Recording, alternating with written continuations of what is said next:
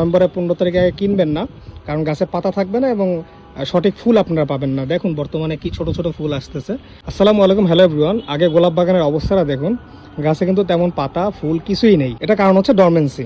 দেখুন এই গাছটাই দেখাই, পাতা একদমই বলতে নেই। গাছটা কিন্তু অনেক ঘন ছিল। যারা প্রথম থেকে আমার ভিডিও দেখছেন ইউটিউবে এবং ফেসবুকে, তারা কিন্তু জানেন যে প্রচুর ঘন পাতা এইসব গাছে ছিল।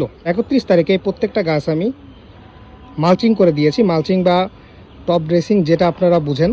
ইনশাআল্লাহ আমি নভেম্বরের 21 তারিখের দিকে গাছগুলোকে পুনিং করে দিব। তো এই জন্য আমি বারবার বলছিলাম যে গাছগুলোকে আপনারা নভেম্বরের 15 তারিখে আগে কিনবেন না, কারণ গাছে পাতা থাকবে না এবং সঠিক ফুল আপনারা পাবেন না। দেখুন বর্তমানে কি ছোট ছোট ফুল আসতেছে। যদিও গাছগুলো ডরমেন্সি ব্রেক হয়ে গেছে, তারপরে এই অবস্থা।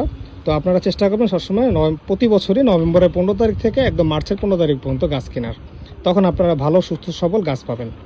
ধন্যবাদ এতক্ষণ সাথে থাকার জন্য। সাবস্ক্রাইব ফলো করে সাথে থাকবেন।